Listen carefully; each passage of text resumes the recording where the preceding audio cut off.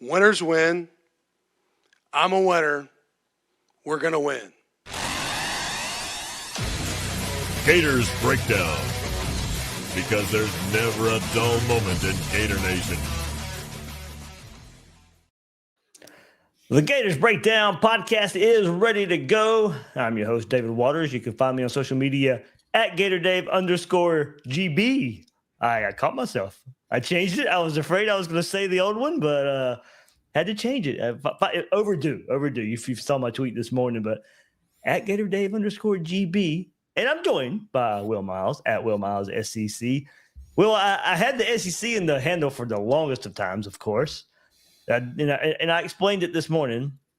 There were some, independent SEC sites that I used to write for. So the SEC at the end of the handle just made sense. And kind of like you, I think when you made your handle, you were with SEC Country at the time. So I'm assuming that's where your SEC comes in for your X handle as well. But hey, man, welcome to Gators Breakdown once again right here on Monday night. Got lots to talk about, but yeah, I had to change it. I was afraid I was going to say it wrong. So I'm glad I got it right there.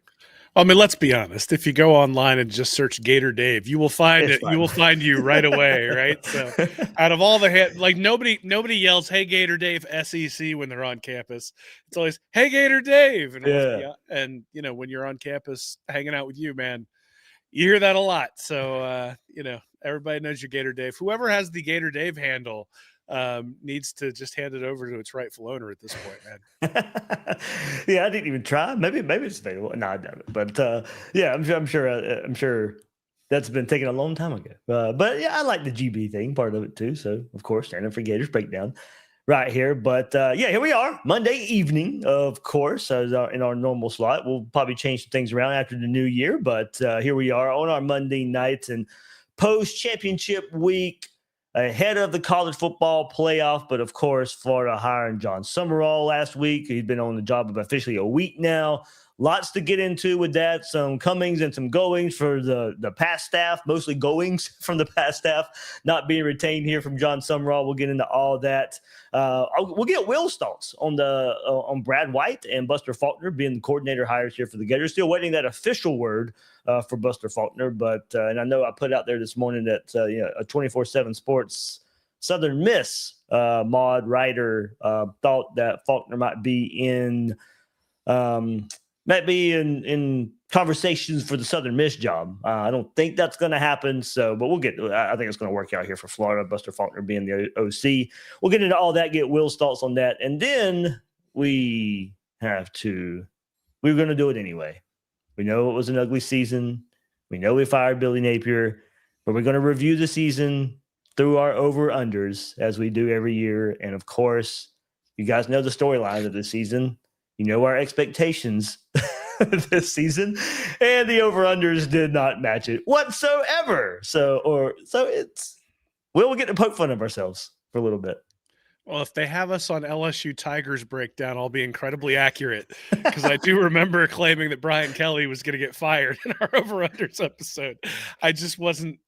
I was right there and wrong when it came to the Gators, and I would have much rather had it be the other way. But yeah, we'll laugh at ourselves a little bit, and honestly, I think maybe point towards there was a lot of potential this year, and hopefully, Coach Sumrall is going to be able to get the team to live up to that potential next year, as opposed to what we've experienced this past fall.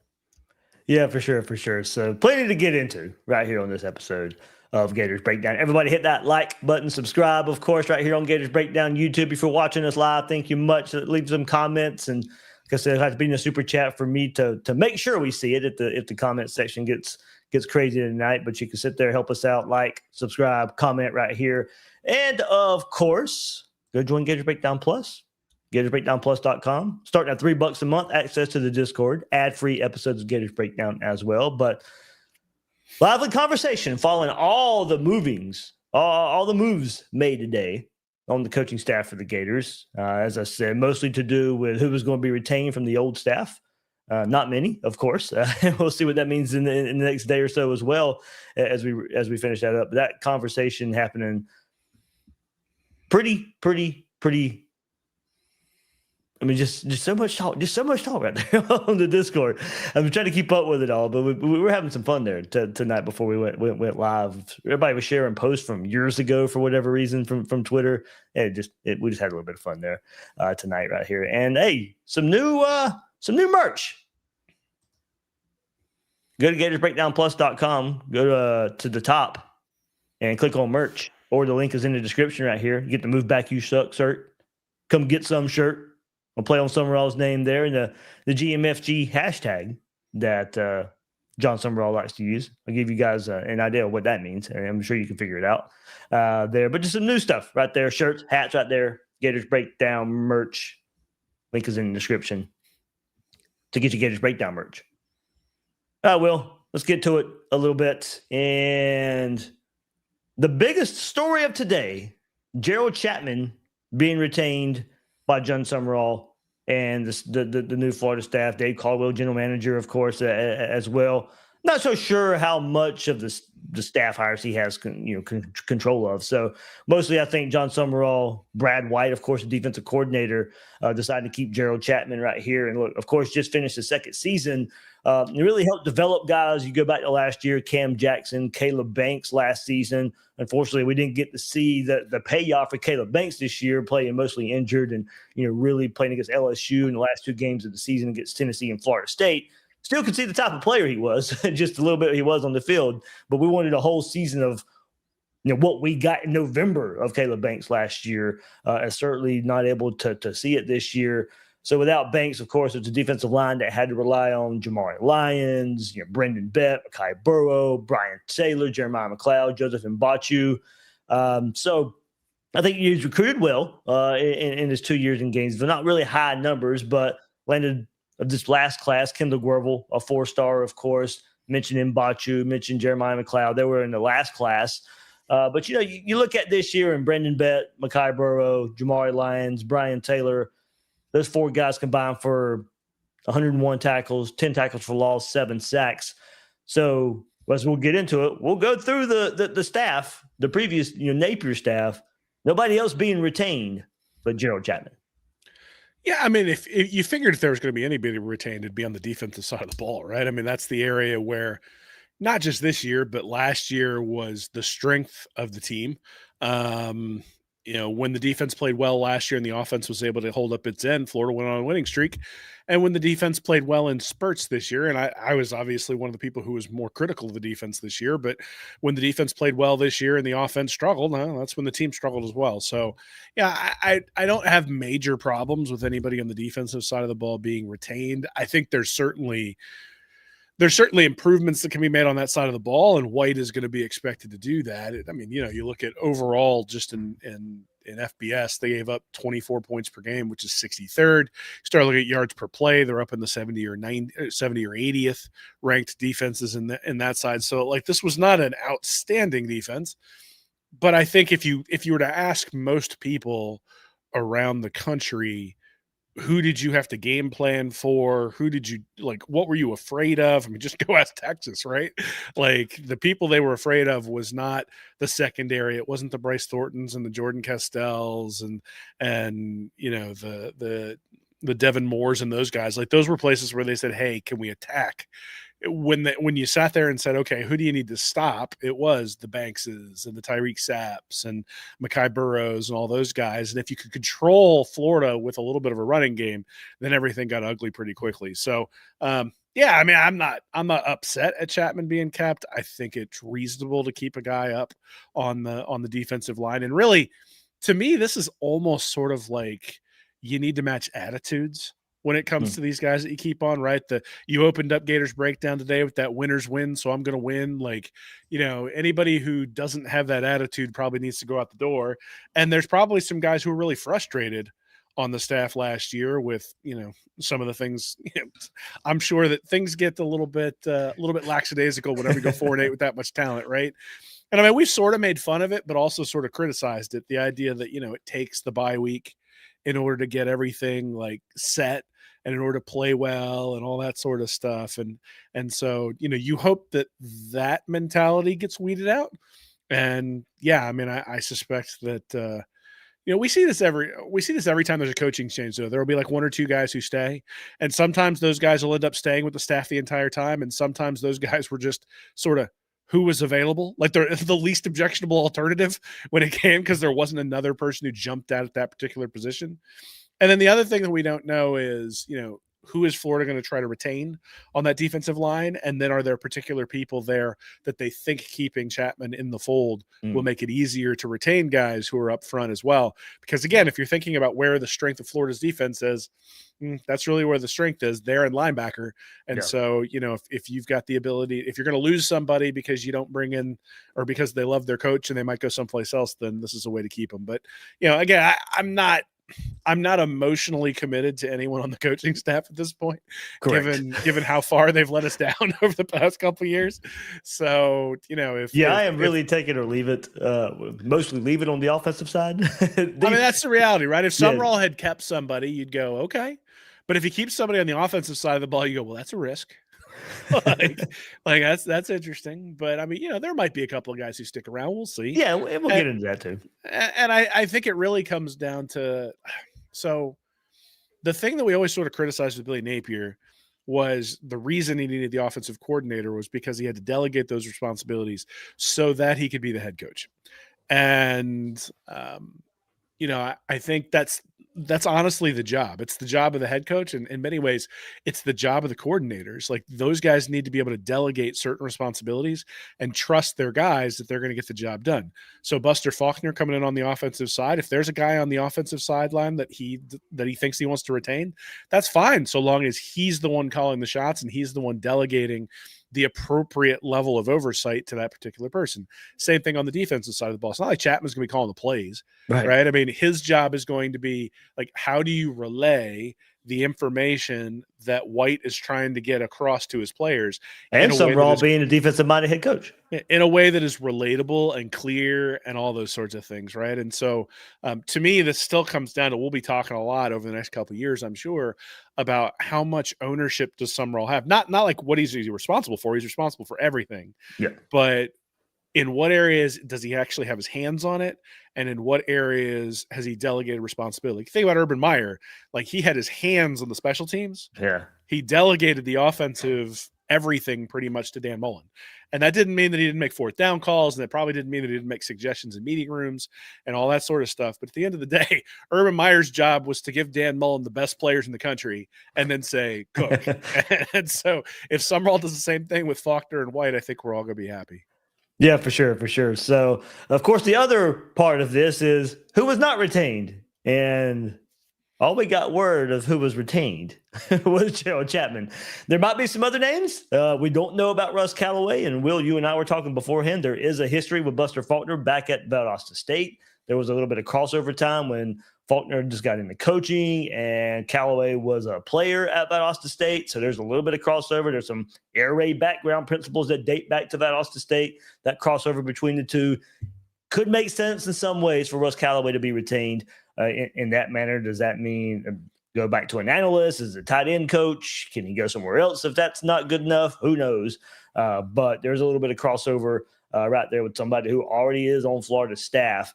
And as we know, I mean, many people were waiting for maybe the offense to take another step once Billy Napier got fired and you had some delegation to some other guys on the staff, mainly Callaway and O'Hara. It's still the same offense. So I don't know if I'd make a complete judgment about Russ Callaway yet, being part of Billy Napier's staff, but certainly would have to prove a lot more for a lot bigger role moving forward. But there is some crossover background. Of course, we all know about the air raid principles he comes from as well. So we still got to hear. We'll go through the guys who haven't been retained. We still don't know haven't heard anything about Vinny Sunseri, haven't heard anything about Mike Peterson there. Mike Peterson being a former Gator. I know a lot of people, I saw somebody put in the chat there something about him. Maybe not. I'm not sure. I do remember going back a week ago, Will, and we had the Sumrall opening press conference last Monday. So it was a week ago.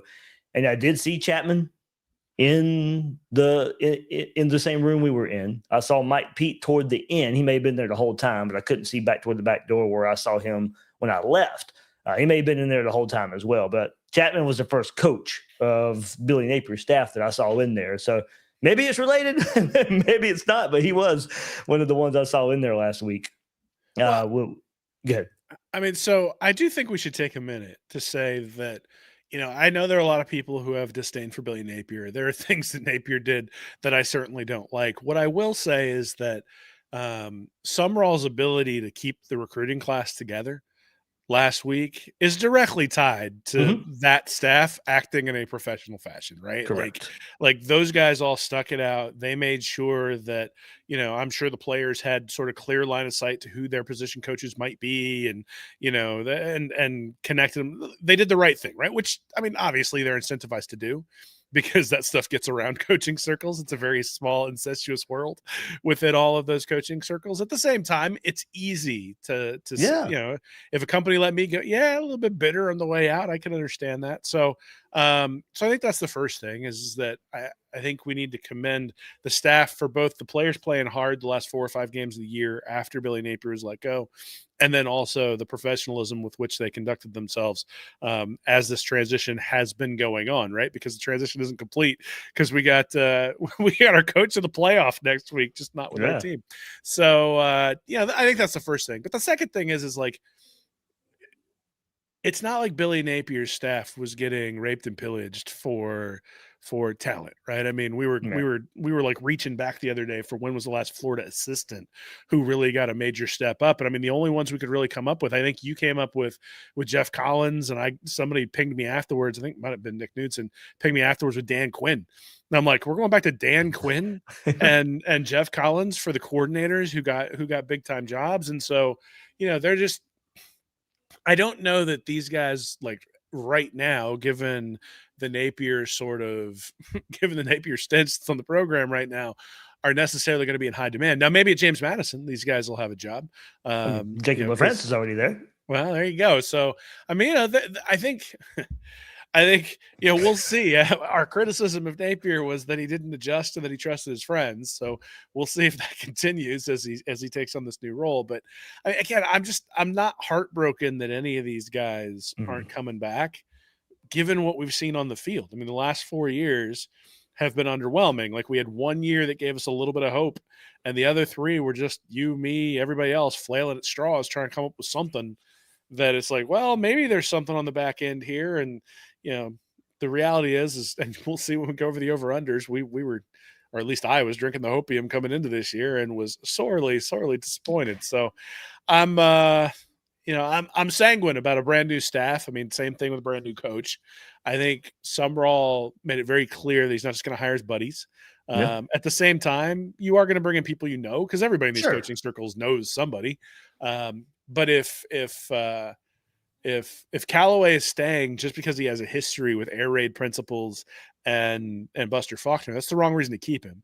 Callaway should be staying because he brings a specific skill set that will enable him to teach the concepts quickly that Buster Faulkner wants to implement, right? And so that, to me, is the thing. Is I think you only get a limited number of hours to practice with these guys. I think that's something we always forget at the college level. It's one of the reasons why the defenses are less complex than they are in the NFL, because you only get a limited amount of time to actually teach the concept. So I think, really, if I'm looking at what do I need in a coach, I need somebody who can motivate my players, and I need somebody who can teach concepts clearly so that I don't have to teach them over and over and over and over again. So I'm not spending hours and hours and hours on basic install, that the basic install takes a day, and then I've got weeks to start tweaking those basic things. And you look at like Faulkner's offense, there's a really good thread today. I can't remember. Coach Dan Casey. Yeah, Dan Casey on Twitter. He had a really nice thread where he had these pitch plays where, the quarterback fakes a pitch to the left, then runs up the middle. Then he fakes a pitch to the left and basically runs play action out of that. And I go, like, you can get creative and have misdirection and all this sort of stuff. That is what we'll get into. That is what I've loved about that offense the most, is the misdirection and the pure guessing. We'll get into that. We're talking coordinators later, but but I mean, I guess my point is that one of the cool parts about that is that you're building on concepts, right? And the thing that actually disappointed me the last couple of years is that 2 years ago in our preseason magazine, I had a whole feature where I highlighted like the 19 different ways that Florida used Trey Wilson. And then I never saw that again. Like the next, like as a true freshman, they got him out there lining up at running back. They got Montrell Johnson as the lead blocker. They got all sorts of creative stuff going on, and it was all sort of like they built on one thing to another, which then freed him up for something later in the game or later in the season. And there wasn't a whole lot of that this year. And honestly, there wasn't a whole lot of that last year. And so that's the thing I'm probably looking forward to. But again, that requires teaching, right? Like you have to be able to teach the basic concept to be able to run zags off your basic concept. But I think that's one of the things where the teaching becomes really important because one, your guys have to get the basic concept down, but two, they have to understand, look, it's beef, chicken, or fish, right? Like it's the preparation that matters. We're not going to reinvent the game here. What we're going to do is we're going to predict what the defense is trying to do, and we're going to work off of that. But that means that you guys have to be able to sell that we're running the same play every time, even if we've got variations off of everything. And that's going to require not complex, but that's going to require effective teaching from the head coach to the coordinators to the position guys all the way down. All right, so there we go. Let's get to guys not retained. And probably the biggest one, of course, is Billy Gonzales, interim head coach, wide receiver coach, not retained. Of course, 3 stints here with Urban Meyer, Dan Mullen, Billy Napier, had developed and recruited well in his time here. And with all that, just became the interim coach. And I could have understood how he'd been retained, but with Buster Faulkner coming in, maybe wants someone he's more familiar with, or like you said, even more of an upgrade. With Billy G's history, of course, this one certainly hits the hardest, and he is someone that loves Florida, but kind of going to the point we're making, nobody should be safe, especially on the offensive side of the ball. But if there was something you would circle as a positive on that side of the ball under Billy Napier, and where the recruiting would go, and what we've seen from guys coming through the transfer portal with Ricky Pearsall, Chimere Dike, Elijah Badger. We didn't really get it this year with Jay Michael Sturdivant, but we saw VB3 as a freshman come along. But there was one bright spot throughout the tenure. Of course, Billy Gonzales wasn't here year one. That was Kerry Colbert, the wide receiver coach, Billy Napier's first wide receiver coach. Then Billy G came in for the last 3 seasons. But certainly because of his history, Will, made this one a little tougher. But we're doing business here. And it's been pretty ugly the last few years. Kind of extending that to another one that maybe fits the mold that some would have been okay keeping would be running back coach Jabbar Juluke. And I can certainly understand a new coach coming in and not being okay with a coach that has been suspended this season for putting his hands on an opposing player. Now, I like Juluke, and I don't think that's a great representation of who he is, and really bad lapse in judgment there, but there are consequences, and this might be one of them. So certainly has done well here with Montrell Johnson, Trevor Etienne, Jaden Ball through the years. But those were the 2. We'll get in quickly to the others before we move forward in this episode. But those were the 2 that most saw, if anybody on the offensive side was going to be retained, it probably started with those 2 guys. Yeah, I mean, I guess I'll start with Juluke. So obviously from a performance perspective, he's the guy you look at and, hey, that's a pretty bright spot on the offensive side of the ball. At the same time, the offense has been pretty putrid for pretty much all 4 years. Nobody's safe. Or at least pretty average, right? And so, yeah, I mean, I think that's true that, you can't expect to be like, well, I was the bright spot in something that was pretty average or bad, and go, oh, yeah, I deserve a spot. No, that's not the way it works. And then you add in the extracurricular stuff, right? I think it's sort of the same thing with like Mike Tyson. A lot of people made excuses for Mike Tyson for years. He's even come back and become a beloved figure. But certainly, there are always, or like Randy Moss was somebody who with Oakland had all sorts of, black marks about it, and then goes to New England. And I'm sure he wasn't a model citizen, but the guy absolutely demolished things when he was there. And had he done anything untoward while he was in New England, no one would have cared because he was putting up, 1,500-yard seasons and was turning into a Hall of Famer. And it turns out we make exceptions for guys who are like elite. And I think that's the question you have to ask yourself, right? Has Florida's running game been elite? I think Jaden Ball has been elite, but did they really get the maximum they could out of Etienne and and Montreal Johnson.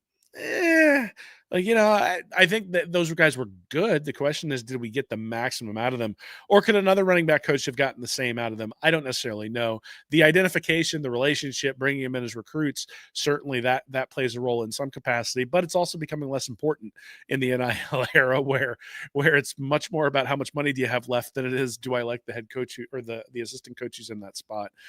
So again, I'm not weeping for anybody who's not here. And it'll be interesting to see where Juluke finds footing, right? Like, is he going to end up being like he's better than JMU. Well, I mean, we'll see, right? No one has come in to try to give Juluke a larger role than the running back coach role that he's had at Florida over the last 3 or 4 years.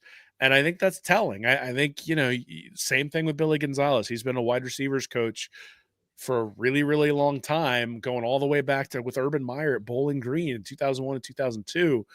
And so you would think that somebody associated with Urban Meyer, who's been associated with these really fantastic offenses, who then latches on with Dan Mullen and is associated with some of the success that Mullen has had, like, why isn't that guy getting additional opportunities as well? Now, some of it may be, and this I think is actually one of the appeals to Buster Faulkner for coming to Florida, is if you come in with an offensive coach and you're the wide receivers coach, of course you won't get any credit for what happens with the wide receivers. And so do those opportunities arise? I mean, that's one question.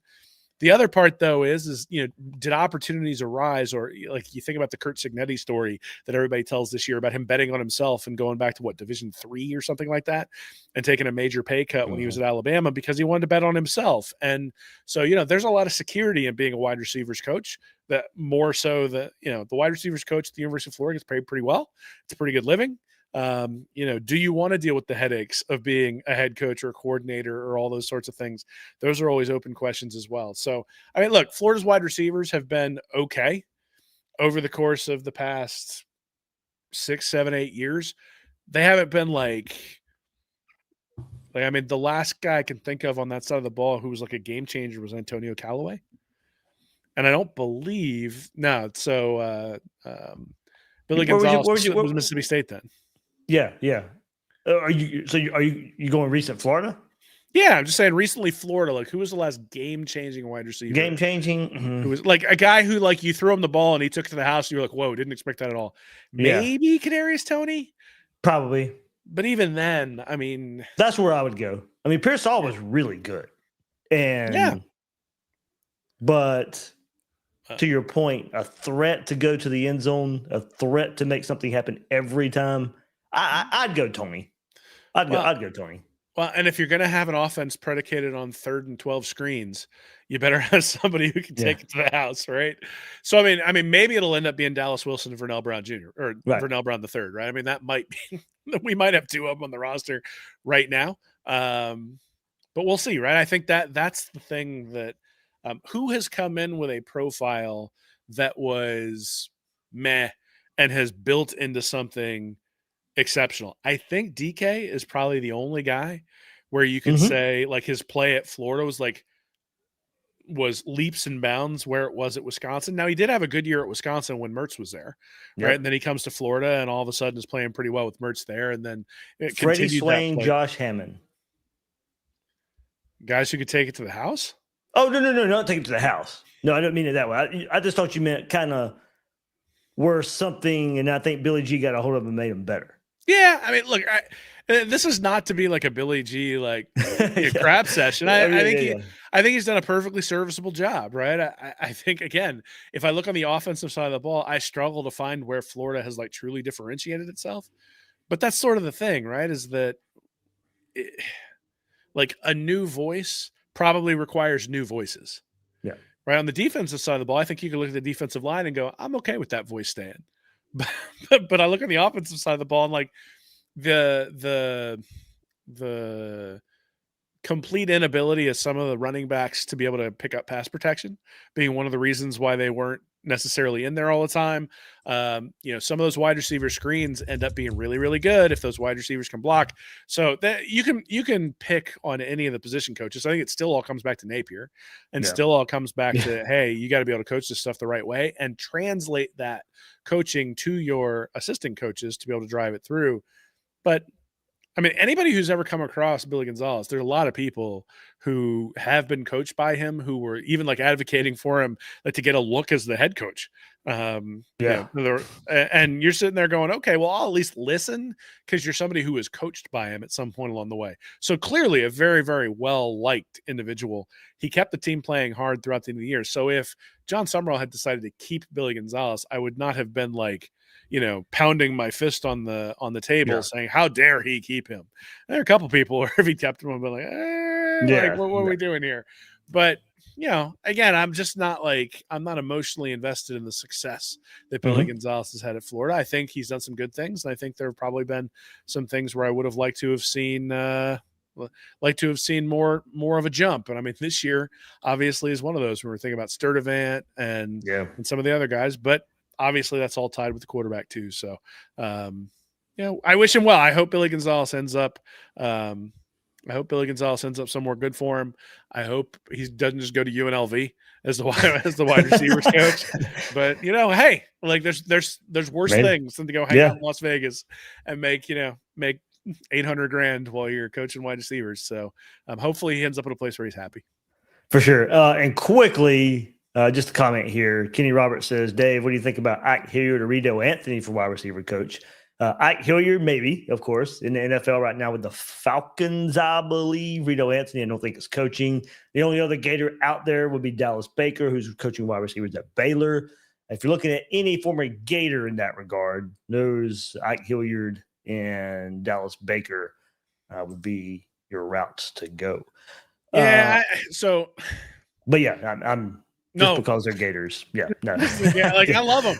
Welcome them back to the swamp. Celebrate them. Yeah. Make sure we advocate for them when they're out there to get other positions and other places and all that sort of stuff. But all the talk about Cade Bell, Cade Bell, welcome to come to the program if he's earned it.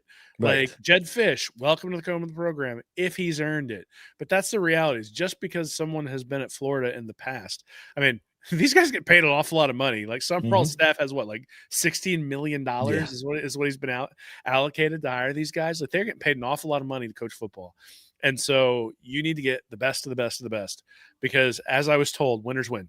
And so, winners are expensive. And so we need to bring some of those guys in, win some things. And, again, if it's a former Florida coach who has cut his teeth building up a resume that makes sense, then great.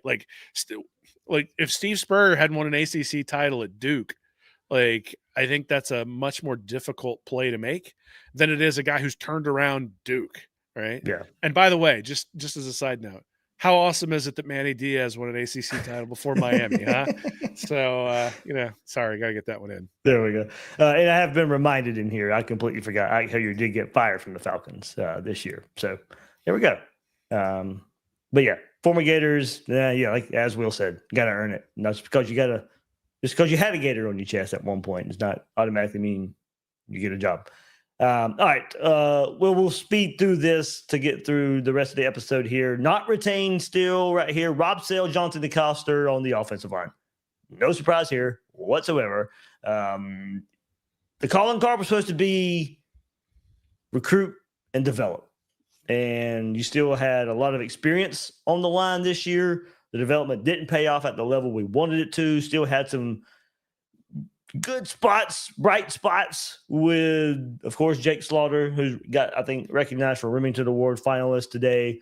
Of course, Austin Barber there at left tackle, had an okay, good year. But that group as a whole did not take the steps necessary for Florida to be able to do things that we expected this year. So certainly a group that did not live up to any kind of preseason expectations. One of my biggest questions coming into the season still, and certainly didn't live up to just anywhere. I thought, did I thought they could? Did I still have questions? Sure.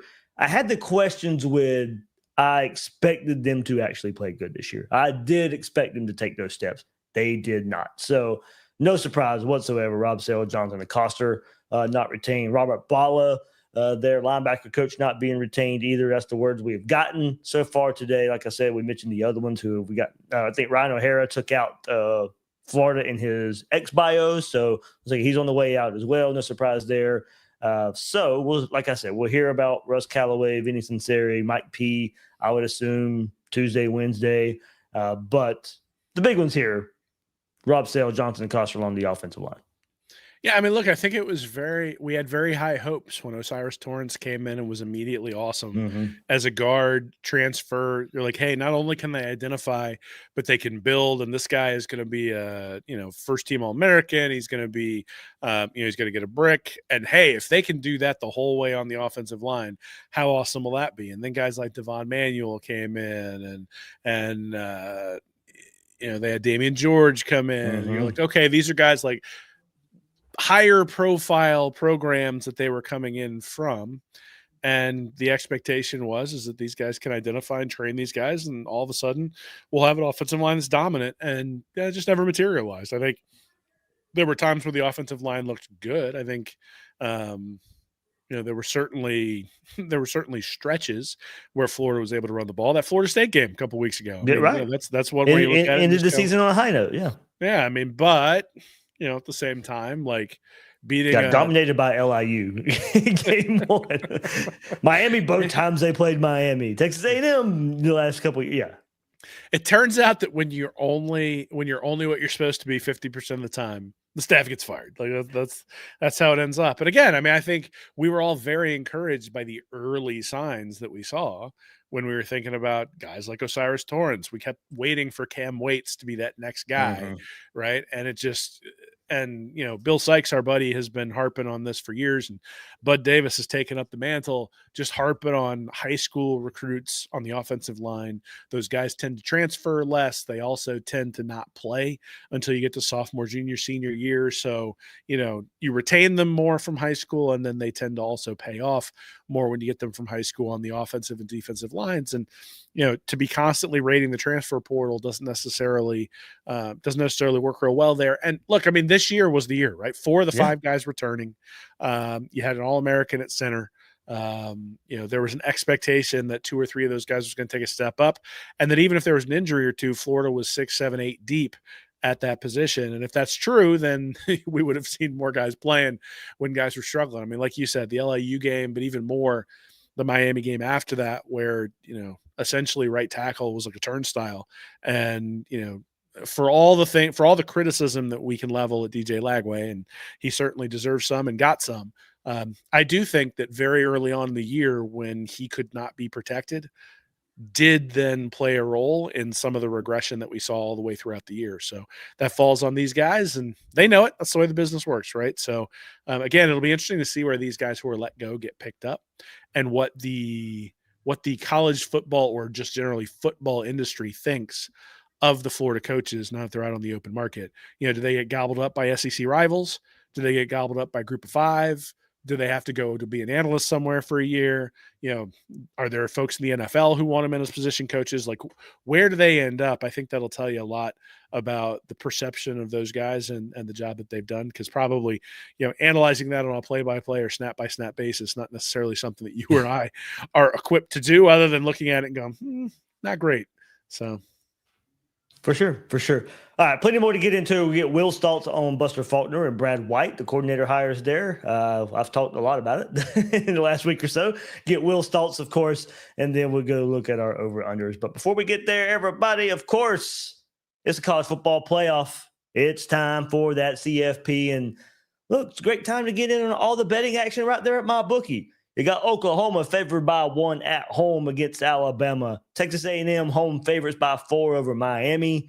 Tulane travels to Ole Miss as 17-point underdogs, while James Madison travels to Oregon as 21-point underdogs.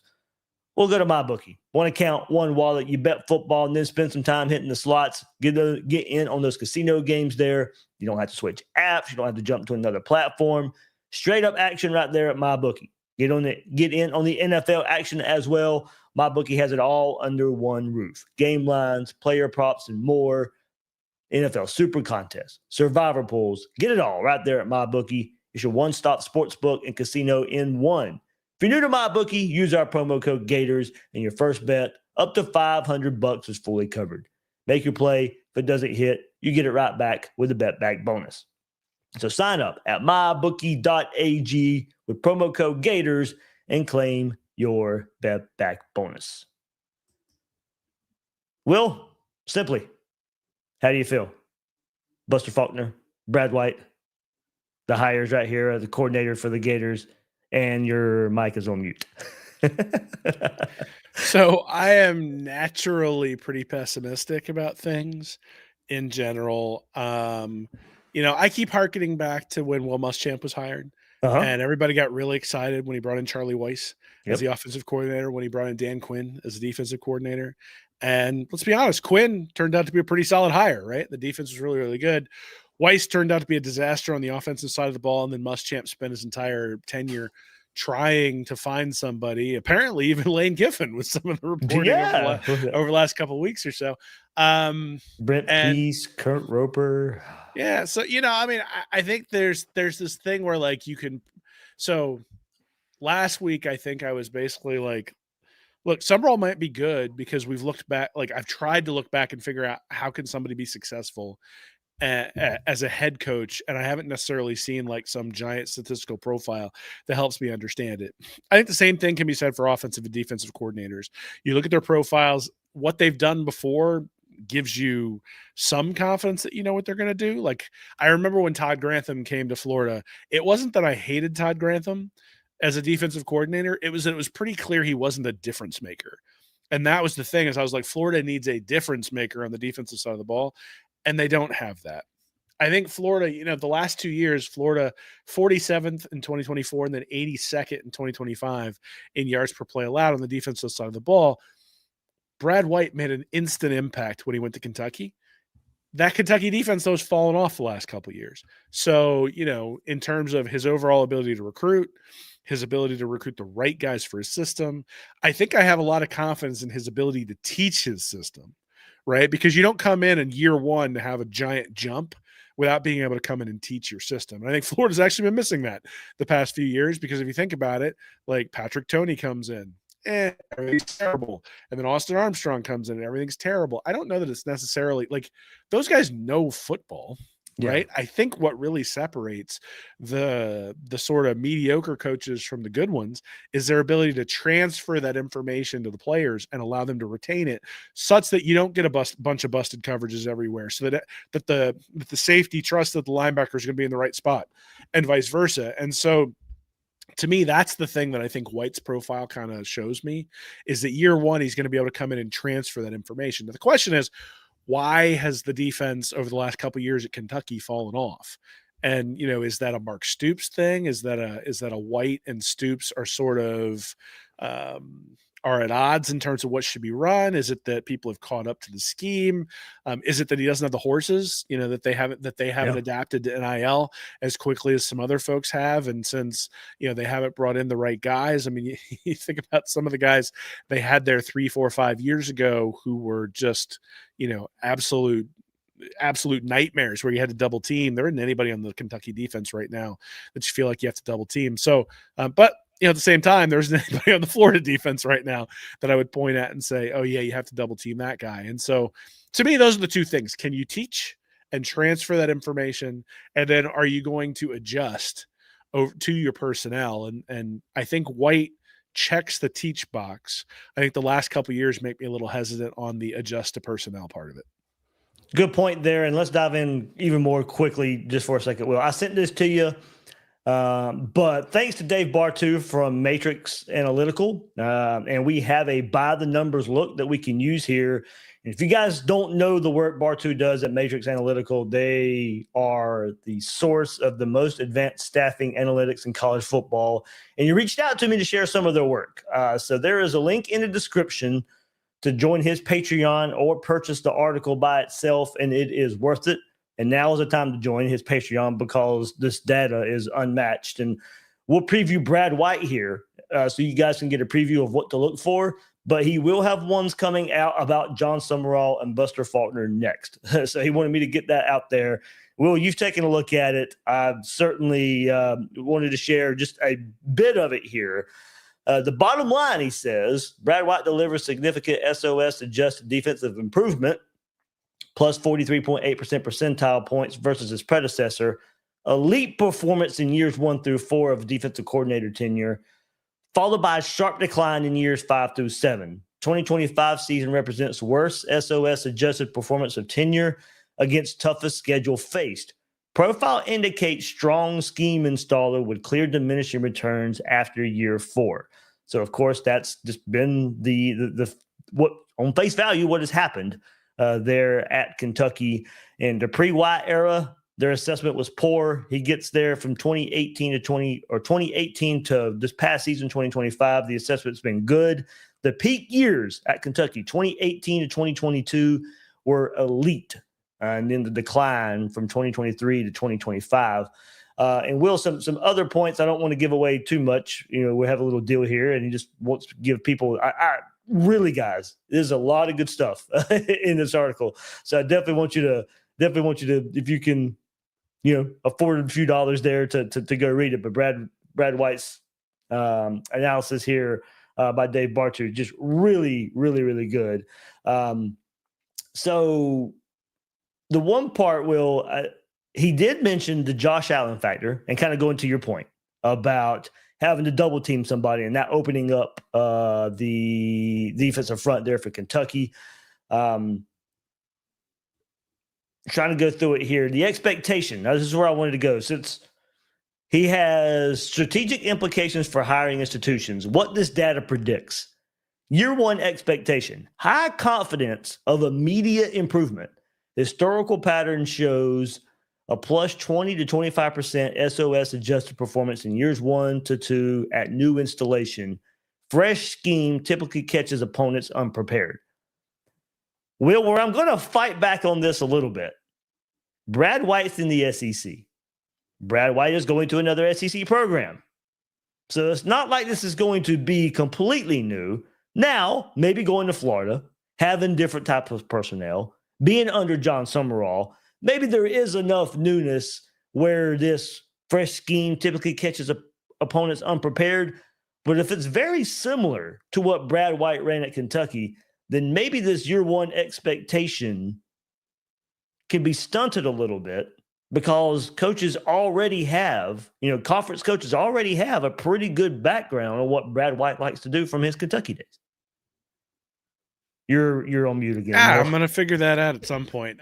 So I think that every coach sort of brings, I think things get stale after a certain amount of time. Yeah. And so, the idea that 5 years from now, Brad White, his scheme might be known to everybody. Yeah, no kidding, right? I think Sumrall, though, as a defensive coach, they're going to meld their concepts together. And honestly, I think collaboration is where college football really starts to see its expansions. You think about like Hal Mummy and the pirate guy, Mike Leach. Think about Mike Leach and Hal Mummy working together to generate the air raid. Like those guys took concepts that each of them independently would not have been that great, and all of a sudden bring them together, right? So like Sumrall conceivably could bring information about tendencies or bring something from his Tulane days or as defensive coordinator. And all of a sudden that ends up getting incorporated into something White does. And you start going against tendency in those capacities. The bigger thing to me is, so I follow a guy named Cody Alexander who runs a website called Match Quarters. Mm-hmm. And he had something up today on his X account talking about the Texans. And basically the Texans in the NFL don't blitz at all and don't try to disguise it. They just basically go. And it turns out that when you've got 2 defensive ends who are up at 10 plus sacks now this year and can just win the battles on the outside. And anybody who watched that Chiefs game last night, Patrick Mahomes was really uncomfortable the entire game. When you've got guys who can win the battles, it doesn't matter what the defensive coordinator does. You don't have to disguise anything. You can sit in a base defense and essentially tell the quarterback what you're doing if the quarterback has no time. And so to me, that's the other thing that will happen having a guy like White at Florida is he should get way better players than he had at Kentucky, right? And look, before Josh you go there, Will, in personnel requirements is what it says. Elite edge rusher essential for havoc generation. Without Josh Allen caliber talent, pressure packages produce average results. Prioritize edge recruitment and transfer portal acquisition. one more bullet point on that. Havoc generation requires elite individual talent. Scheme alone does not create consistent pressure. Well, and that's true with everybody, right? Yeah. Like, the reality is, again, the Houston Texans have an awesome pass rush because they've got two awesome pass rushers on the outside. Think about even the Cleveland Browns. Their defense is serviceable because they've got Myles Garrett out there putting up 20 sacks. And if you can win one-on-one battles on the outside, it makes everything easier for your defensive coordinator. And there's a reason why. I mean, look at the NFL where guys get paid. It's quarterback, it's defensive end, it's corner. Like those are the three spots, and then it's left tackle. Those are the four spots where guys get paid in the NFL. So if you're going to prioritize recruiting, that's where you prioritize it, right? The cornerback helps you completely eliminate one side of the field. He can sit there and he can get on the best wide receiver that the offense has and completely take him out of the game. Defensive end, he can completely blitz past that left tackle. And if the left tackle needs help, well, now all of a sudden, all your timing is screwed up when you start doing, little checkdowns and that sort of stuff. Left tackle, if you can't protect the blind side of your quarterback, you're in trouble. And quarterback, we've seen this past year what happens when your quarterback struggles, what happens to your offense. That's where money gets spent. And so, the thing about a guy, one of the things I said early on this year, one of the few things I was right about, is I said I thought LJ McCray was a real key to Florida's defense because they needed somebody who could command a double team who wasn't Caleb Banks and wasn't Tyreek Sapp. And obviously McCray got hurt early in the year, wasn't much of a factor, and Florida struggled. And then pair that with Banks getting hurt. Yeah, and just concentrate on Tyreek Sapp, and you got your offensive game plan right there.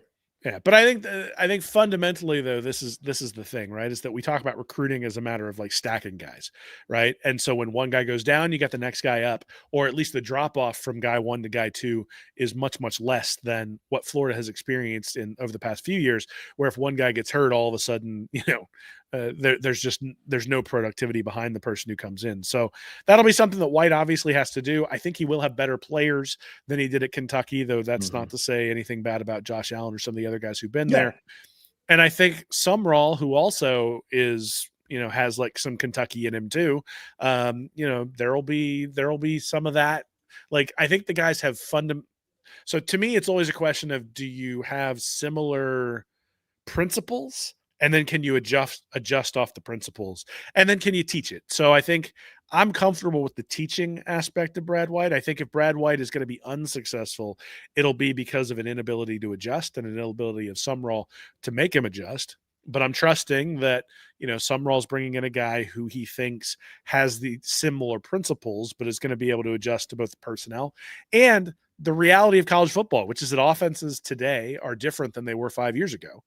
And so, you're going to have to adapt as the offenses adapt. And if you don't, you're going to die, which is something we've been talking about ever since Lane Kiffin sort of came into the picture. Adapt or die. That's what we want to see from not just the head coach, but the coordinators and the position coaches as well. Yeah. So to finish this article, guys, I'm telling you, it is worth it. I think it's $5 an article if you want to buy article by article. But there's so much data in there. We're going to get more. I'm going to preview. But for this Brad White one, I mean, there's critical. Dave Bartu's research goes to football staffs out there. Football staffs use his data to help determine in hires here. So there's critical insights for decision makers, strategic implications for hiring institutions. Like as I said, what this data predicts, risk factors to consider, a conclusion, and hiring recommendation. I mean, it is loaded. And for the numbers guy in me, I was like, man, I've yet to see it presented in like this much data in one little source presented this clean. And I can see why coaching staffs like to use it because it makes it pretty straightforward, Will. So I was a big fan of how they presented it here. I may start using this for my normal job. Like I'm just going to take the format and, when I'm ranking my people, be like hiring recommendation, conclusion, risk factors to consider, like all that sort of stuff. Yeah. Interesting. I think link is in the description, everybody, for sure. You will walk out of this document feeling it'll either reinforce something that you thought about White to begin with, which is kind of what it did for me, or it will challenge some of the assumptions that you're making by being incredible. If you're like really, really enthusiastic, you look at it and go, okay, there's a couple things to look out for. And if you're really, really pessimistic, you go, like, okay, there's some things I should be enthusiastic about, right? So I think just like most cases, there's always percentages or percentiles that something may happen. And so that's one of the things I really appreciate about this is it feels like it sort of gives a most likely scenario, but what's a high end, what's a low end, what should you expect, and sort of get that sort of a pretty comprehensive analysis. And like you said, if things are coming out for Sumrall and Faulkner pretty soon, that'll be kind of fun to read those too. Yeah, and not lost on me, and not you guys out there too. I've talked about it. The dip for Kentucky, and even the dip on Kentucky defense, coincides with NIL and the transfer portal a little bit. So, how does that play into it as well? We will see. We will see. Will, quick thoughts, Buster Faulkner as OC. Yeah, I mean, I think it's the exact same stuff I said about White, right? Is that I think I'm impressed by Faulkner's ability to get the most out of that offense at Georgia Tech. I think you look back to some of his air raid principles, though the air raid has really kind of gone out of vogue over the last decade, really, in college football for a lot of different reasons. But I do think that his ability to adjust.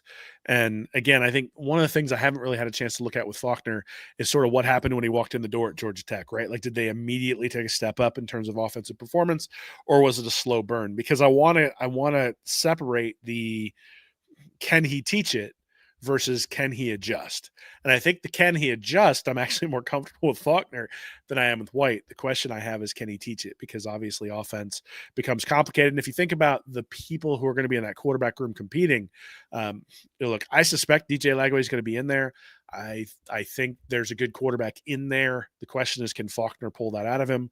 Or is there going to be competition in there? And are we going to have a 5-star quarterback sitting there on the bench or transferring someplace else? I don't necessarily know. But I think those are always the two questions for a coordinator for me is, can he teach it? And can they adjust? And Faulkner seems to be somebody who can adjust to his personnel. We've seen that at Georgia Tech. Certainly they have been able to at least like hang with Georgia and give Georgia games in a way Georgia Tech hasn't for years. But again, is that key? Is that Faulkner? It's not like the offense was fantastic and lights out against Georgia a couple of weeks ago. Then again, neither was Alabama. So it does look like Georgia's defense is sort of hitting the, hitting the its peak right about the right time for them. Not for us, but for them. And, so we'll see. I think there's a lot of stuff to deconvolve. And, I go back to, again, what I said earlier, like, the question when Urban Meyer came in was, is the spread option going to work in the SEC? But it was innovative, and nobody knew who Dan Mullen was, and he's bringing his guy from Utah to be his coordinator. And look, if Urban Meyer had gotten hired today and was bringing his coordinator from Utah, can you imagine the amount of complaining about him bringing his buddy from Utah in order to come and help execute this offense that is coming here? So I mean, I think it was funny. He brought his buddies on one side of the ball, and then let Charlie Strong and Greg Madison, those guys, run the defense. So, I mean, and this is going to be the question for all of these guys so I've been listening to Pete Golding talk a little bit the last couple of days since Lane Kiffin left. And it's very much sort of like the tough football mentality, like, a lot of cursing, a lot of like, well, I'm not doing yoga or pickleball. I'm just out here to coach football. And that's all well and good, but his job really isn't to coach football. His job is to lead. And I think in many ways, Lane Kiffin was able to lead in an unorthodox way, but those guys followed him, right? I think they appreciated having a guy who was brash and was going to take the slings and arrows. Like, when's the last time a guy at Ole Miss, like a player at Ole Miss, actually got criticized for something? Because the criticism was always going to come down a lane, right? And so to me, that's the question: is, are these guys going to lead in a way that allows the players to play free and be able to learn and all that sort of stuff? And, so I think Urban Meyer was like maniacal in terms of just his drive to win.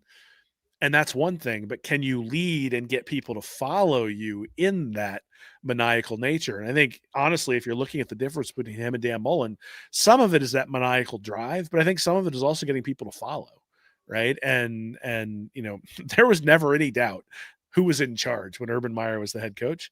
And to me, that's still sort of going to be the thing. Is I think the coordinator hires can be good, but if you think about like Muschamp, he basically handed over the keys to Charlie Weiss and everything fell apart. And so I don't think that Sumrall can just hand over the keys to Buster Faulkner. If that's the expectation, no, you still got to follow Sumrall, right? Still got to follow his lead. Still got to have his personality. That'll be the question. How do these guys mesh? And then, like I said, how do you teach and how do you adjust? Because he's not going to have perfect personnel his first year. He's just not. And you think about Urban Meyer with Chris Leak and, Billy Latsko coming in at fullback and all that stuff. It wasn't perfect personnel the first year. And quite honestly, it wasn't perfect personnel the second year. But it is interesting to me that, and when the Swamp Kings documentary came out, I actually wrote something about it, that the two most important plays in Florida's season, I think, came against South Carolina in the game where Florida wins by a field goal. And the two most important offensive plays in that game were runs by Chris Leak. And it's interesting when you go back, like one of them was a read option where it's like the play Chris Leak is like a square hole round peg to run, and he runs it and gets a huge first down. And there was another play where he used his legs to get a first down in a space where, you like a year later when Tim Tebow's in there, you're like, oh, this is nothing. He'll go ahead and get it. But it was something where Leak had struggled along the way. And so, the adjustment to the personnel you have becomes important. And like I said, I think I'm comfortable that Faulkner will be able to do that. I'm curious about his ability to get people to pick stuff up quickly, and we'll sort of see. All right, there we go. We'll start from the coordinator hires. One more bit of news. We won't spend too much time on this. Moise Tunkara, wide receiver, transferring away from the Gators, played in 8 games this year, seeing time on offense and special teams. Let's see. Offensive snaps in 6 of those appearances, finished the season with 2 catches for 12 yards, 4-yard reception in the opener against Long Island, and an 8-yard catch a couple weeks later against LSU. Of course, came in last year with VB3, Dallas Wilson, and Nashawn Montgomery. So, all right, there we go. A little bit of news getting caught up there. We'll see who else hits the transfer portal from the Gators. And then January 2nd, when the transfer portal opens, who comes with the Gators then? Will, you ready to laugh at ourselves a little bit? I mean, I tried to go long enough that you'd cancel this for next week, but apparently I was unsuccessful. We will fly through this. There's no reason to spend a whole lot of time on it. Lost season anyway, so we'll just go. And so over-under set for 12 games. Florida didn't get a bowl game, so that's all we got to go on anyway. It's 12 games. So certainly schedule comes into play here. So 30 passing touchdowns for DJ Lagway, over, under. And I picked the over with 32, and Will, he had half of that with 16. Well under the 30 passing touchdowns. I picked 38. I was all in on DJ Lagway being awesome this year. We've joked a few times this year about me being 1 for 1 when it came to Lagway and Nussmeier, and unfortunately, I was wrong on Lagway and right on Nussmeier. I would have far preferred it to be the other way around. But yeah, 38. Man, I was just a little off. For sure. Junior with a donation here, Will, does ask a question. If you had to pick only one, would you rather have Lagway, Ball, or Dallas Wilson stay? Ooh. Wilson. Man, I think I'm going Wilson too. Like, we're living this like fantasy football world, where like wide receiver it's just where it's at. Quarterback, the most important position on the field, of course. But I think Faulkner, how you go transfer portal, the way you can bring a quarterback in that way. And in today's college football, yes, like I said, I'm going fantasy football angle to this a little bit as well. As much as I love Jaden Ball, is there really a lot of separation for having one of the best running backs in the country? Probably not. Now, if Dallas Wilson could be the Dallas Wilson we think, if we get Texas Dallas Wilson, that is a separator. That is a difference maker. So you've actually convinced me it should be Lagway. Okay. Because if Faulkner thinks he can get, I'm sitting here reading all the stuff I wrote, because every over under I have like a justification for all of my my calls and for all of my predictions, and everything still holds that I said 2 years ago. It's just Lagway had a terrible year. And is it because he didn't have any offseason? Is it because he was injured? Is it because, his fundamentals are off? All those things are things that somebody, a competent offensive coordinator who's not also the head coach, should be able to fix. And so, two things. One is I don't know how the NIL deals are structured. And we talked about this like a month ago, where it's like, it might be structured where you're paying him regardless, because you don't really think for the 5-star guys like you're going to have to get out of the contract. So you might be paying him anyway. But the other part is that I still think there's an elite quarterback in there. Yeah. If you've got the right coaching, and an elite quarterback play is going to win you more games than elite running back play, and it's going to win you more games than elite wide receiver play. So, well, that is true. So I sort of look at it and go, if you told me, like, if you just got rid of this year and said, we're going to flush it, what's DJ Lagway worth? He's worth a boatload of money. Now you look at it and say, okay, you can't flush this because this is a full year. Now it's a question of, can Faulkner look at the film and say, hey, I can solve this? And if he looks at the film and says, I can solve it, then I say that's the most valuable entity that you can get. And so that's what you go after. Yeah. But, again, it's all predicated on do you think you can fix it? And look, I'd love to have all three too, right? It's not like I think I would lean right now. They're all three on the team next year. But if you had an opportunity to bring in a quarterback who's absolutely awesome in the transfer portal, I think you do it. And it doesn't matter if you lose one of these three guys. I think, I think it's the same thing for Ohio State, right? Like, if they have a true stud at quarterback, and I don't know that Julian's saying is that right at this moment, but if you have a true stud at quarterback, you can find 85% of the productivity of Jeremiah Smith. You can find 70 or 80% of the production of a Jaden Ball. And, that doesn't mean that those guys aren't valuable. It doesn't mean I'm not glad they're Gators. It doesn't mean I want them to leave. But I think it's just the reality of the way things work. Essentially, there are varying degrees to which teams can pay for these players, but there is a cap somewhere for each of them. And if you're taking up a percentage of your cap with a certain player or a certain position, you want to make sure that strategically the four I mentioned earlier, cornerback, defensive end, left tackle, and quarterback. And so, these guys aren't any, Wilson and Ball are not one of those four. And so, I'll make my answer Lagway to make me feel better about some of these over-unders. Well, yeah, if you give me the best out of all three, then yes, give me the quarterback. I mean, that's just where it is. I mean, and the one like him that, like, if Lagway is the expectation that we thought coming into this year, then yes. I mean, he is the one. But I think mixing now, Dallas Wilson, of course, got to be on the field, got to stay healthy. So that's part of that too. Ball goes over 1,000 yards. Florida still only wins 4 games. So I mean, there's running back value. 2,000 yards, right? Yeah, running back value is just what does it equate to wins? I don't know in today's football anymore. Okay, Lagway 3,200 yards passing. I originally said slightly lower, and then I talked you into it. Talk me into it. Now, don't get me wrong. I still would have been nowhere near what he actually ended up. I would have still bet he ended the season 22-64. I would have went over that anyway. I was hovering around 3,000.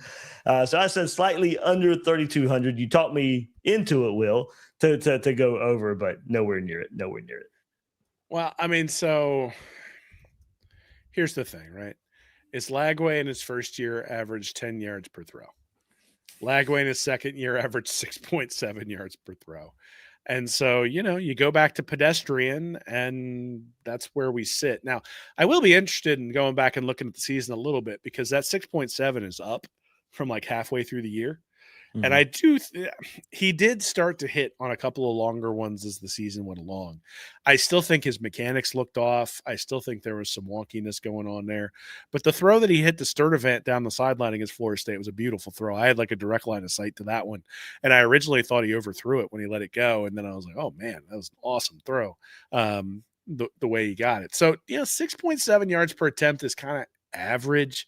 The 14 picks is really, I think, where the real trouble lies when it comes to that sort of stuff.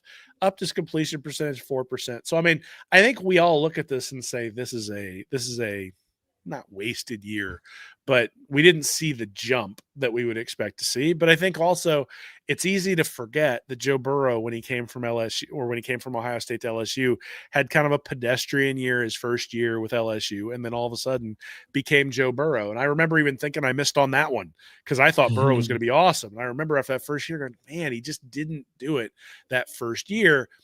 And so, is there still the potential for this guy to take a jump? Yeah, but it's that yards per attempt thing that makes a difference, right? All the little screen passes, all the misses. There was one miss. You and I were both at the Florida State game. I was sitting there watching. He threw one ball, and I'm just like, where the hell was that going? Like, I had no idea where he was throwing the ball. He threw it like 6 yards behind his receiver, and he had him. Like, he was open, and he just, it looked like Chuck Knobloch. And I'm like, what is that? And for those of you who are young, Chuck Knobloch was a second baseman for the Twins and Yankees who all of a sudden in the middle of his Yankees career could not throw the ball over to first base.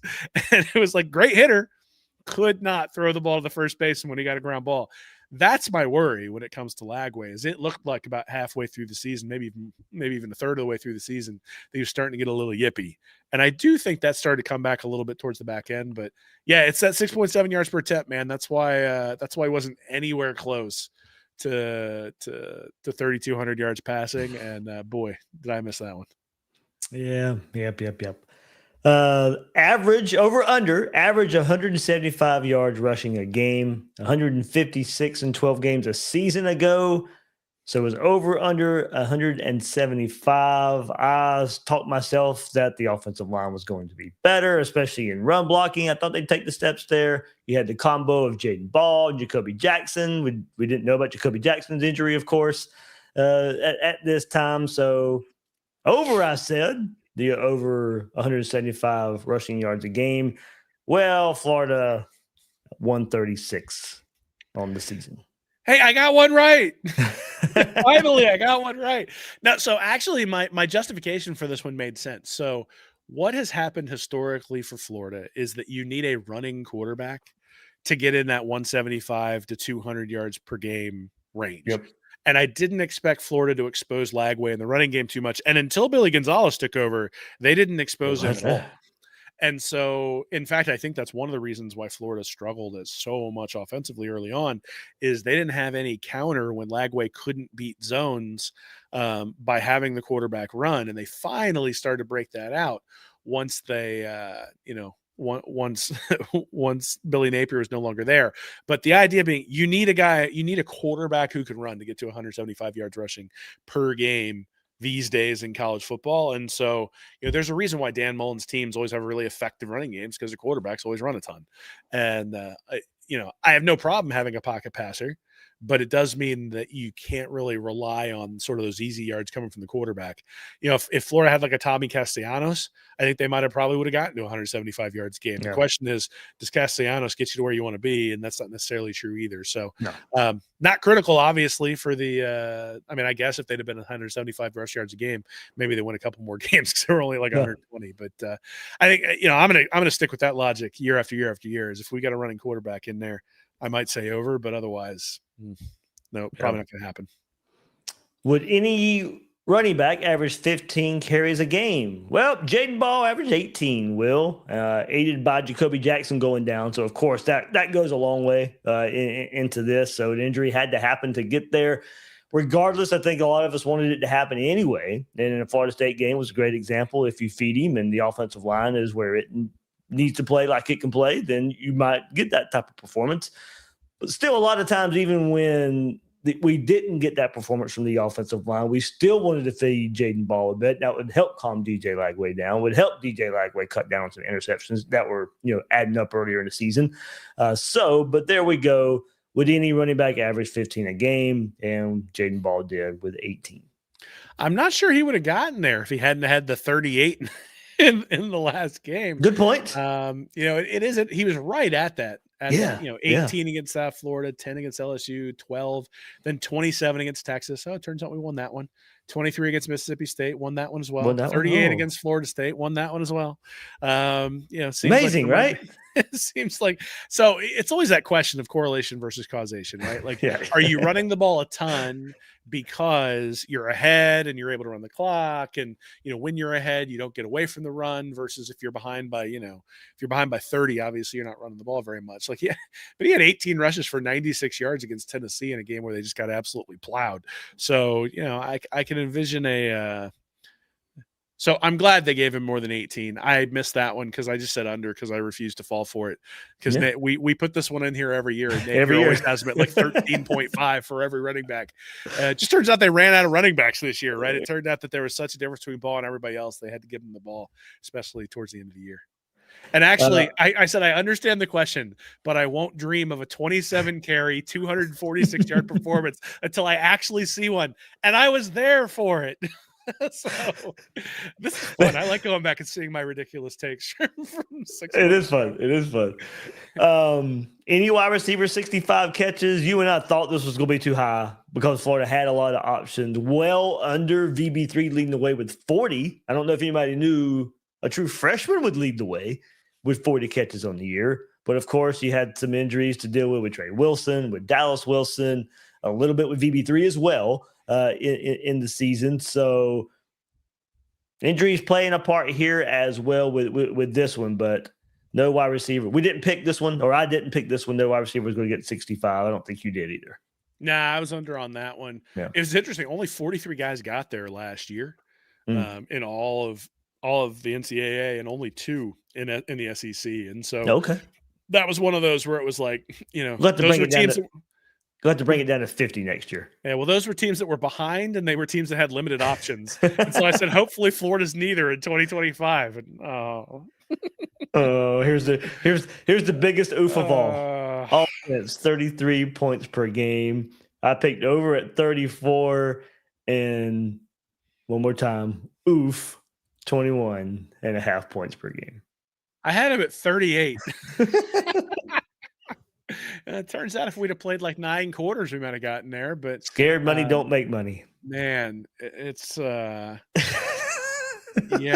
it's like, boy. I mean, it's one of those Bugs Bunny where the guy just keeps swinging at the pitch and keeps missing. Like the Lagway miss on this one is. If people never let me forget it, I would not blame them, because I know coming out of our Over Under podcast, we had people reaching out going, "I'm ready to run through a wall." It's like, that was on the heels of your preseason magazine too, so it was just it's funny because 2 years ago we had Trey Wilson on the preseason magazine. This past year we had DJ Lagway, so I'm thinking Scott Strickland's going to be on the cover this year. Because if there's a hex, let's make it is not the Madden curse anymore. It is the Read Reaction magazine curse. Make sure we put it on the right guy.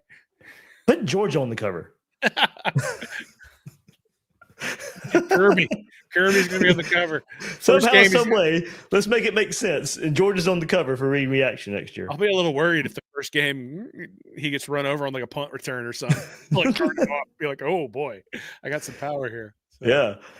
We'll go to the other side. Defense over under 21 points per game. It was 24.3 last season. I went with under with 19 points per game.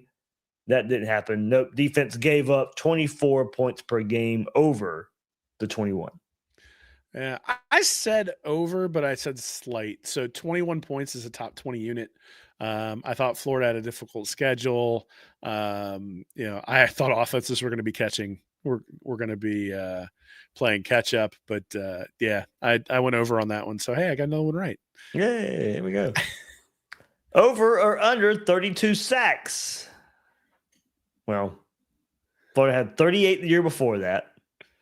So, okay. I didn't think, not sure if they'd replicate it. Florida had 26.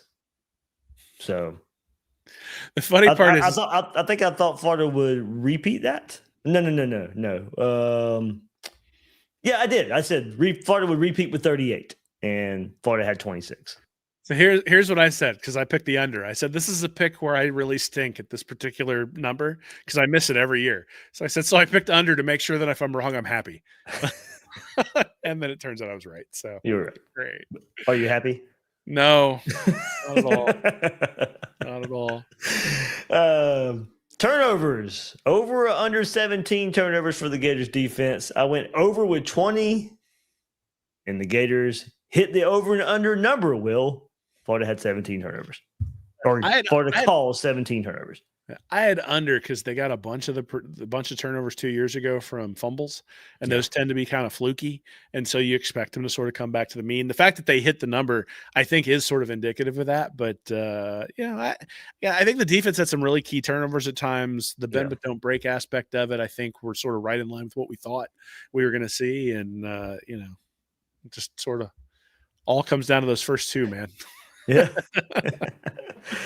For sure. All right. So then the superlatives that we go with, ultimate game changer. We took Lagway out of the equation because we both would have taken him. So I went with Jaden Ball. Okay. I think I got that one right on offense. He was the best player on offense, Will. He was the game changer on offense. Interesting, though. I did say some home run types of runs. He didn't have the big home run type run this year, like the LSU game last year and the 40, 50-yard run. I think his longest run, at least going into the Florida State game, was like 24, 28 yards, something like that. I can't remember if he hit over that against FSU for his longest run of the year, but there wasn't the home run. But still got over 1,000 yards this year. Yeah, I had Trey Wilson as the ultimate game changer on offense, so not so much. Yeah, dang it. On defense, I said Devin Moore. I don't know if that one turned out pretty well. Turned out well. The game changer, maybe not the on defense, but certainly probably one of them. Who would you go with? Who was the game changer, Will? Miles Graham? For me? Yeah. No. In general, who do you think actually was the game changer? Yeah, Graham. Most definitely. Yeah, has to be. No, I had Jordan Castell. That's who I picked. But I have in parentheses, good or bad. And I go, if you're playing bend but don't break, your safeties have to be a strength. And then I said I could pick either him or Bryce Thornton, but I think Castell's play will dictate the success of the defense. So he wasn't terrible, but he was not a difference maker. So. Right. Definitely. Breakout player. Oh God, this one. Offense, defense. I said VB3 because there you go. Yep, because he has been available. This was heading into camp or heading into the first game of the season because he had been available and will be available early in the season.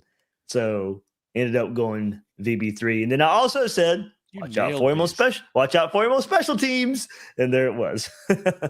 You nailed these. So I had Tank Hawkins.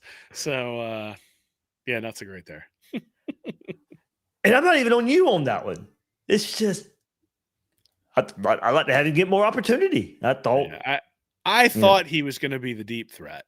I thought he was going to be that Elijah Badger on the outside. They were just going to send him deep and let him run past the safeties and the corners, and that Lagway would feast being able to throw it downfield, and that just never materialized. And honestly, I think that was it Hawkins who missed the little sort of slant in what was that, the Georgia game? Yeah. Before halftime, I think. Yeah, missed that one, and it's like that's probably my obviously I don't remember it that well, but there isn't something where I remember him running past, I think it was Tennessee's defense 2 years ago for a deep throw from Lagway. Yeah, from Lagway? Yeah, I don't know. I have to go back.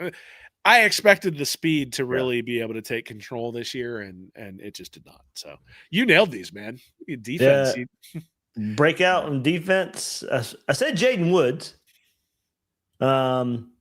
Kind of, because Miles Graham is tricky because did he break out his freshman year or did he not? Probably not. So I think he ended up being the game changer and the breakout player on defense. I did pick Jaden Woods, who did get better as the season went on. Started seeing him become a force up front as the season went on. But I would say I don't know how you guys out there would define a breakout player. Did Miles Graham break out his freshman year, or to me this was his breakout year? But that's probably nitpicking in some ways.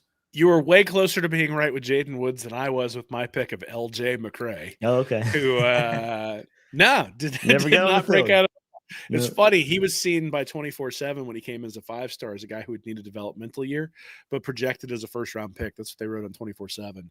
Andrew Ivins wrote that over there, and so I was really expecting it to be like, all right, let's get going. And obviously, injuries played a huge role in terms of his ability to deliver. But he was somebody I thought was going to be a key to Florida's defense really taking a step forward, and he just wasn't available enough, and Florida's defense didn't take a step forward.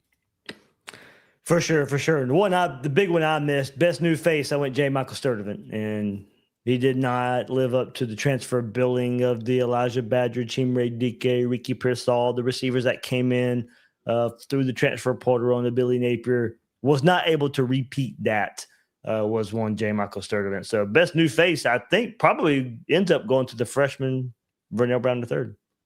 Yeah. So I had Tommy Doman as the punter. I was looking at both transfers, and we had transfers or true freshmen. So freshman, I had Drake Stubbs at safety. I think he showed some flashes. And then Doman was the guy that I had, somebody who wasn't going to be rattled after punting for a national champion at Michigan. I was really going deep because I assumed that Florida was going to be playing in a couple of weeks, and not unless enough teams decline bowl bids that Florida somehow accepts one at 4-8.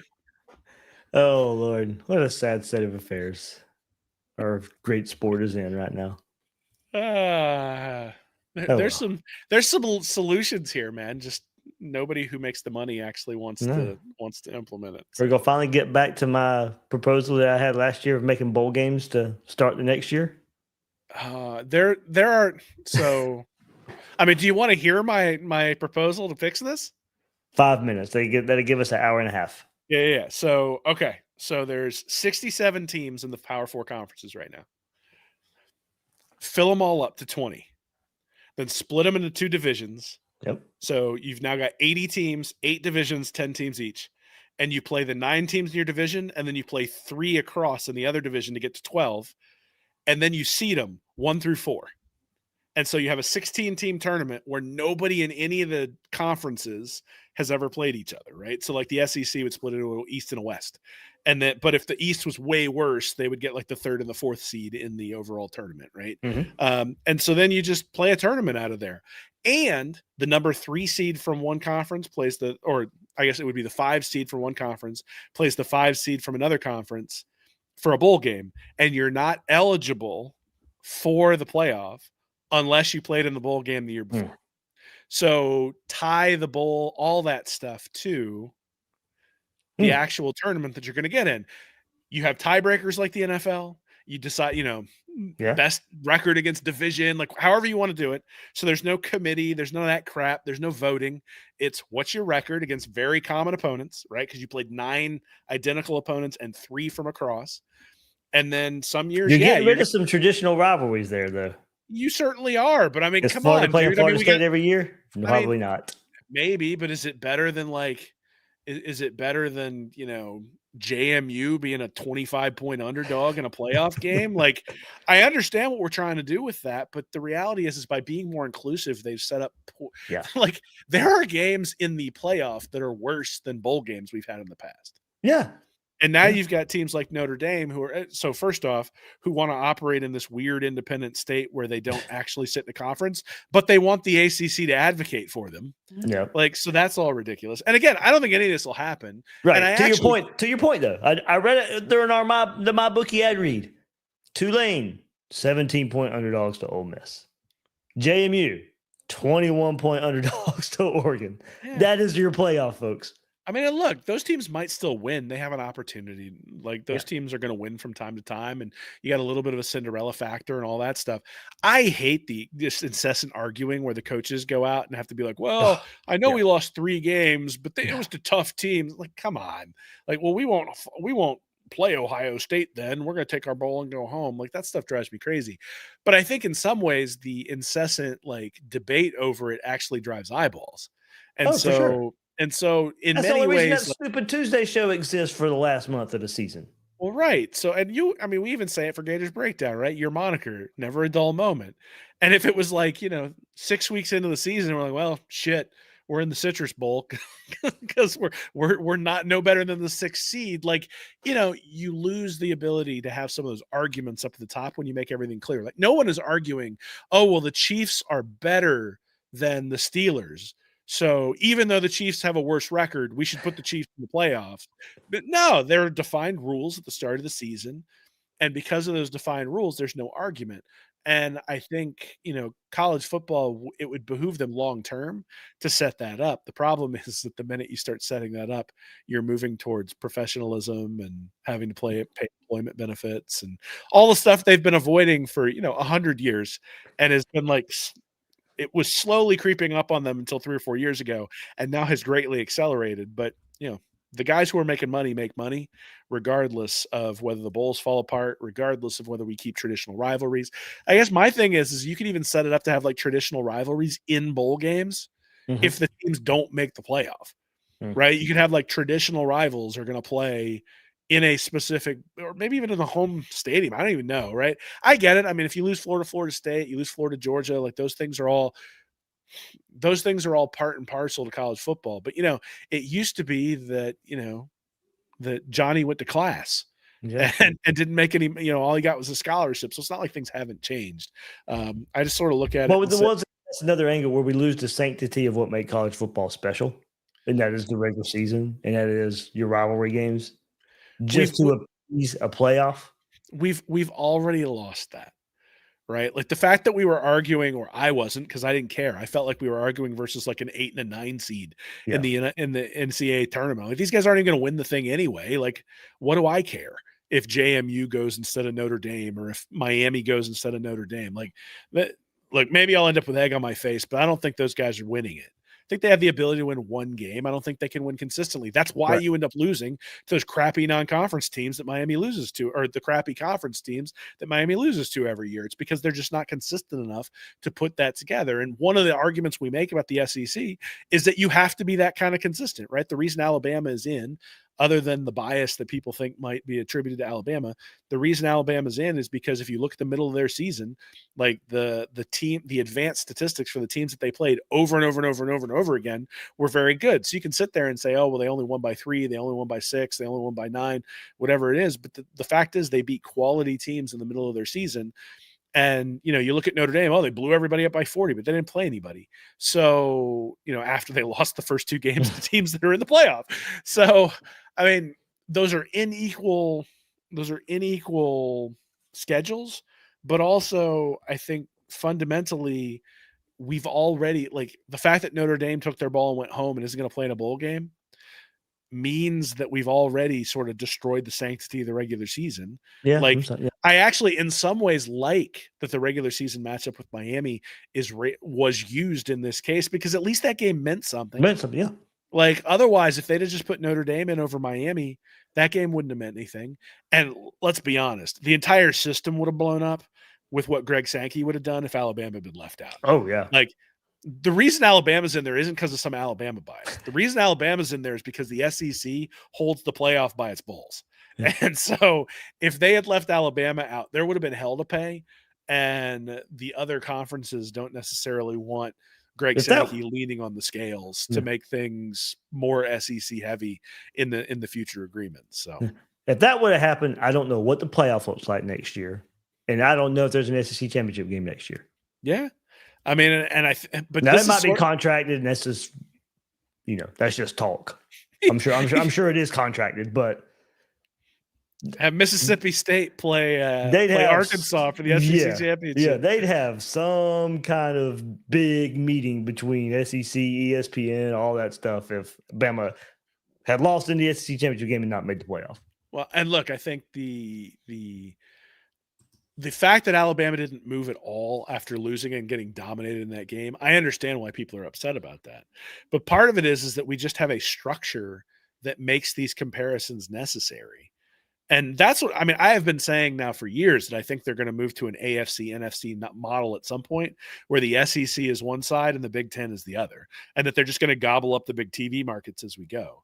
I think that would have just accelerated. I mean, we've heard all the venture capital and like the California Retirement Fund and all that stuff that's, all that stuff that's heading into college football and the Big Ten and all that sort of stuff. It's coming, man. So like sanctity. Yeah. I mean, there are things we love about it, but the other thing is I'm a little bit more sanguine about losing rivals because Florida just has Kentucky and South Carolina as its rivals. That's true. You're right. So That's since they changed as completely well. destroyed our rivalry base, like no Tennessee, no LSU, Yeah. like what am I holding on to? I'm holding on to Florida State because I do think, I mean, and maybe you do it where you got 10, or I said 9-3. Maybe you go 9-2 in your main rival, like your in-state rival, right? And then you just got to set things up to where Georgia and Georgia Tech are in separate conferences, and Clemson and South Carolina are in separate conference. Like you got to set it up that way to have things set up appropriately. You need to have Texas and Texas A&M in separate conferences if you want to do it that way. But there is a way to do this where it would be clean. The question I have is would clean make anybody happy, or would clean draw more eyeballs? Like I think in some ways clean would draw more eyeballs for the better football games you would get. But I bet you if you look at the normal rank and file Sunday NFL game versus the first round of the playoffs, like there's a significant uptick in interest, right? And college football has always been special because Florida, Georgia, even if Florida sucks or even if Georgia sucks, is going to draw a really significant number because people care about that rivalry. And, that'll be the question. Yeah. SBW280 says, when an SEC team gets bumped next year for Notre Dame, then what? Well, next year's playoffs probably is expanded. 24. Yeah, there's 38. We already know there's 6 teams at least on the table. It could stay at 12 if they don't come with some kind of agreement. But right now, it's up in the air what the playoff even looks like next year. So maybe what it should be is it should be like the 4 and 5 or the 5 and 6 teams in the SEC play in Atlanta. And it's the SEC play-in game, not the SEC championship game.